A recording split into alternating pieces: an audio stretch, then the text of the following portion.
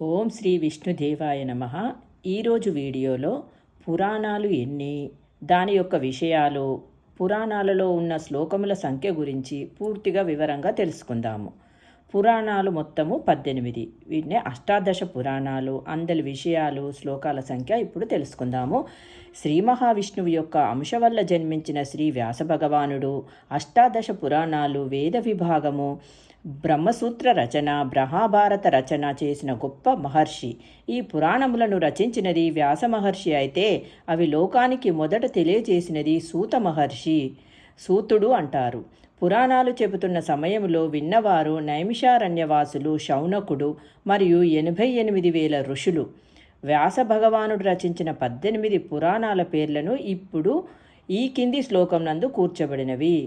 మద్వయం భద్వయం చైవ భత్రయం వచతుష్టయం అనాపలింగ కూస్కాని పురాణాని ప్రచక్షత.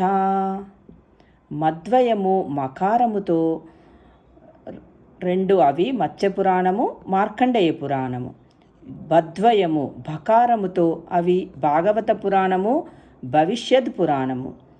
భ్రత్రయము బ్రకారముతో అవి బ్రహ్మపురాణము, బ్రహ్మ వైవర్త పురాణము, బ్రహ్మాండ పురాణము.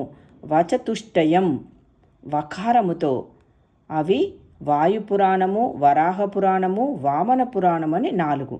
విష్ణు పురాణము అకారముతో అగ్ని పురాణము, నకారముతో నారద పురాణము, పకారముతో పద్మపురాణము, లింగాకారముతో లింగ పురాణము, గకారముతో గరుడ పురాణము, కుకారముతో కూర్మ పురాణము మరియు స్కారముతో స్కాంద పురాణము రచించారు. ఇప్పుడు మొదటిది మత్స్య పురాణము. దీనిలో 14,000 శ్లోకములున్నవి.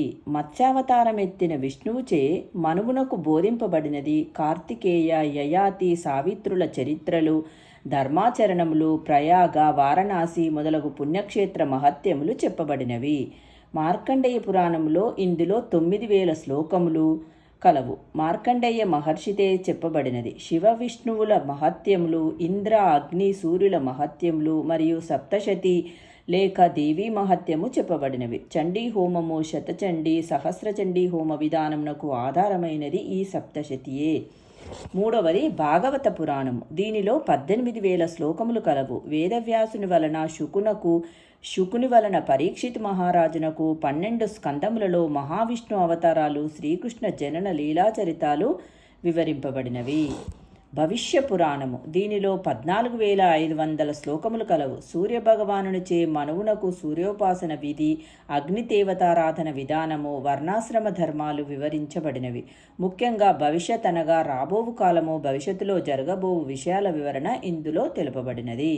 బ్రహ్మ పురాణము అంటే దీనిని ఆది పురాణము లేక సూర్యపురాణం అని కూడా అందరు. దీనిలో 10,000 శ్లోకములున్నవి. బ్రహ్మచే దక్షిణకు శ్రీకృష్ణ, మార్కండేయ, కశ్యపుల చరిత్ర వర్ణనలు, వర్ణధర్మాలు, ధర్మాచరణాలు, స్వర్గ నరకాలను గురించి వివరించబడినవి.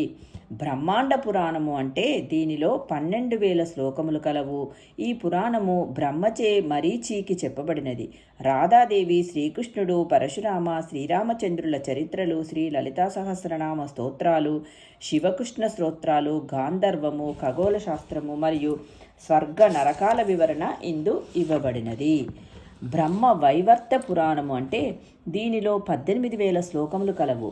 సావర్ణునిచే నారదునకు చెప్పబడినది. స్కంద, గణేశ, రుద్ర, శ్రీకృష్ణుల వైభవములు, సృష్టికర్త బ్రహ్మ, సృష్టికి కారణమైన భౌతిక జగత్తు మరియు దుర్గా, లక్ష్మి, సరస్వతి, సావిత్రి, రాధ మొదలగు పంచశక్తుల ప్రభావం గురించి వివరింపబడినది.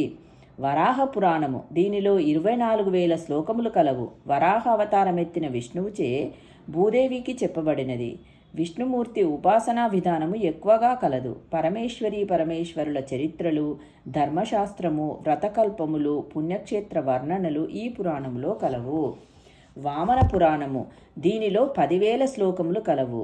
పులస్థ్య ఋషి నారద మహర్షికి ఉపదేశించినది. శివలింగ ఉపాసన, శివపార్వతుల కళ్యాణము, శివగణేశ కార్తికేయ చరిత్రలు, భూగోళము, ఋతువర్ణనలు వివరించబడినవి. వాయు పురాణము, దీనిలో 24,000 శ్లోకములు కలవు. ఇది వాయుదేవునిచే చెప్పబడినది. శివభగవానుని మహత్యము, కాలమానము, భూగోళము, సౌరమండల వర్ణనము చెప్పబడినవి. విష్ణు పురాణము 11వది విష్ణు పురాణం. ఇందులో 23,000 శ్లోకములు కలవు. పరాశరుడు తన శిష్యుడైన మైత్రేయునికి బోధించినది ఈ విష్ణు పురాణము. విష్ణు మహత్యము శ్రీకృష్ణ, ధ్రువ, ప్రహ్లాద, భరతుల చరిత్రలో వర్ణింపబడినవి. 12వది అగ్ని పురాణం. దీనిలో 15,400 శ్లోకములు కలవు. అగ్ని భగవానునిచే వశిష్ఠునకు శివ, గణేశ, దుర్గా, భగవదుపాసన, వ్యాకరణము, ఛందస్సు, వైద్యము, లౌకిక ధర్మములు, రాజకీయము, ఖగోళ శాస్త్రాలు, జ్యోతిష్యము మొదలగు విషయాలు చెప్పబడినవి. నారద పురాణము అంటే ఇందులో 25,000 శ్లోకములు కలవు. నారదుడు సనక, సనందన, సనత్కుమార, సనాతన అను 4 బ్రహ్మ మానసపుత్రులకు చెప్పినది. అతి ప్రసిద్ధి చెందిన వేదపాదస్తవము ఇందు కలదు. వేదాంగములు, వ్రతములు, బదరి, ప్రయాగ, వారణాసి క్షేత్రవర్ణములు ఇందులో కలవు. ఇప్పుడు స్కాంద పురాణము 14వది.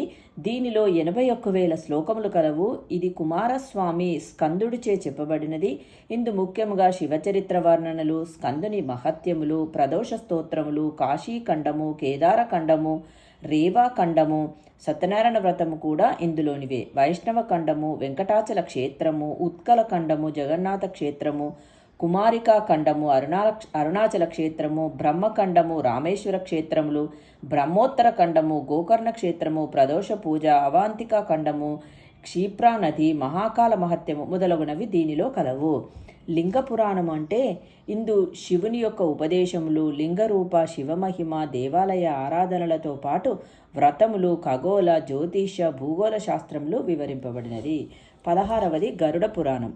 ఇందు 19,000 శ్లోకములున్నవి. ఇది విష్ణువుచే గరత్మంతునకు ఉపదేశింపబడినది. ఇందులో శ్రీ మహావిష్ణువు ఉపాసన, గరత్మంతుని ఆవిర్భావము, జనన మరణములు, జీవి యొక్క స్వర్గ నరక ప్రయాణములు తెలుపబడినవి.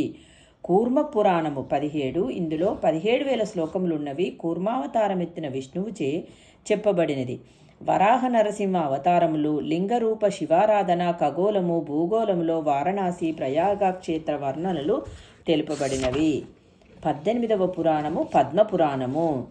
ఇది జన్మాంతరాల నుండి చేసిన పాపాలను కేవలము వినినంత మాత్రముననే పోగొట్టగలిగేది ఈ పద్మపురాణము. 18 పురాణాలలోకెల్లా అత్యధిక శ్లోకాలు కలిగినది పద్మపురాణము. 85,000 శ్లోకములతో పద్మకల్పమున జరిగిన విశేషాలను మనకు తెలియజేస్తుంది. మరియు మధుకైటభ వధ, బ్రహ్మసృష్టి కార్యము, గీతార్థసారము, పఠన